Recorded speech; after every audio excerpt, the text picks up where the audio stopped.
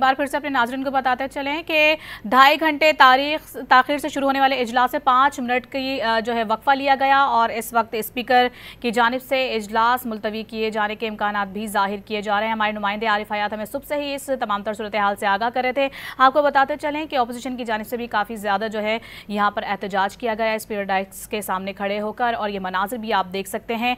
अपने नाज़रीन को बताते चले खैबर पख्तूनख्वा असम्बली इजलास जो कि 2.5 घंटे की ताखीर से शुरू हुआ, और इस इजलास की शुरुआत में जब तिलावत कुरान पाक और हलफ के दौरान कोरम की निशानदही से मुतालिक कहा गया तो उस पर जो सोबिया शाहिद है नून लीग की रुकन, उनकी जानिब से ये कहा गया कि इस दौरान जो है निशानदही नहीं हो सकती, जिस पर स्पीकर बाबर सलीम सवाती ने उनकी जानिब से कहा गया। इस वक्त अपने नाज़रीन को बताएं ताज़ा तरीन सूरत हाल ये है कि इजलास अब मुलतवी कर दिया गया है। स्पीकर बाबर सलीम सवाती की जानिब से पहले 5 मिनट का वक्फा लिया गया था, जिसके बाद अपने नाज़रीन को बताएं कि अब उन्होंने ये इजलास मुलतवी कर दिया है।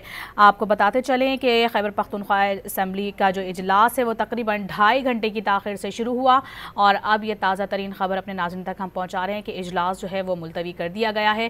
खैबर पख्तूनख्वा असम्बली का इजलास जो कि सुबह 9 बजे होना था, ताहम 2.5 घंटे के, और ये आपको बताते चले कि स्पीकर बाबर सलीम सवाती ने 24 जुलाई तक ये इजलास मुलतवी कर दिया है। आपको बताते चलें कि सुबह 9 बजे इस इजलास को होना था, ताहम 2.5 घंटे की ताखीर देखने में आई। तमाम तरह अरकान वहाँ पर मौजूद थे जिन्होंने 2.5 घंटे इंतजार किया। जब स्पीकर बाबर सलीम सवाती वहाँ पर मौजूद पहुँचे और उनकी जानिब से जब इजलास की कार्रवाई शुरू की गई, उस वक्त तिलावत कुरान के दौरान अपने नाज़रीन को बताते चलें कि जो MP शेर अली आफरीदी हैं उन्होंने कोरम की निशानदही की, जिस पर थोड़ी सी तल्ख कलामी भी देखने में आई, जिसमें उनकी जानिब से कहा गया तिलावत कुरान के दौरान कोरम की निशानदही नहीं हो सकती, जिसमें स्पीकर ने भी दखलंदाजी की और उनकी जानिब से भी कहा गया कि इस हवाले से अगर कोई शिक है तो मुझे उस शिक के बारे में बताया जाए। ताहम हमने देखा कि अपोजिशन की जानिब से भी वहाँ पर एहतजाज किया गया और उन्होंने 5 मिनट का वक्फा लिया, जिसके बाद सूरत हाल कुछ यूँ हुई कि ये बात ना बनी, और उसके बाद अब जो है स्पीकर की जानिब से जो इजलास है वो 24 जुलाई तक के लिए मुलतवी कर दिया गया है। वाज़ेह रहा है कि अपोजिशन लीडर डॉक्टर इबादुल्लाह की जानिब से भी कहा गया कि अगर कोरम की बुनियाद पर इजलास मुलतवी हुआ तो दूसरे ऑप्शन भी इस्तेमाल किए जाएंगे। इस वक्त क्या ताज़ा तरीन खबरें हैं बताएंगे हमारे नुमाइंदे आरिफ हयात हमारे साथ मौजूद हैं। जी आरिफ बताएगा। जी बिल्कुल, खैबर पख्तूनख्वा असम्बली का इजलास जो है तो वो मुलतवी कर दिया गया। 24 जुलाई तक इसको मुलतवी कर दिया गया, और जो मखसूस नशिस्तों के अरकान थे तो वो हलफ ना उठा सके। ख़वातीन भी शामिल थी, अक़लियती जो रुकन थे तो वो भी उसमें शामिल थे, वो हलफ ना उठा सके। कुरम की निशानदही जब की गई तो सिर्फ 25 अरकान ईवान में मौजूद थे, और कुरम पूरा करने के लिए ईवान में तादाद तकरीबन 42 होनी चाहिए, तो वो पूरा ना हो सका, और स्पीकर ने इजलास 24 जुलाई तक मुलतवी कर दिया।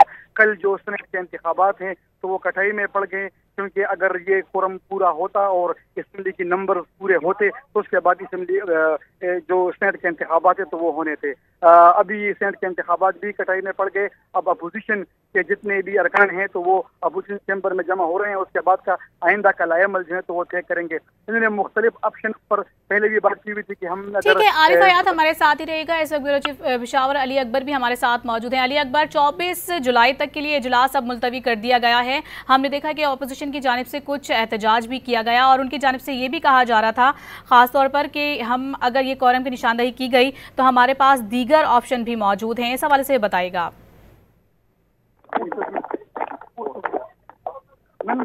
जी अली अकबर।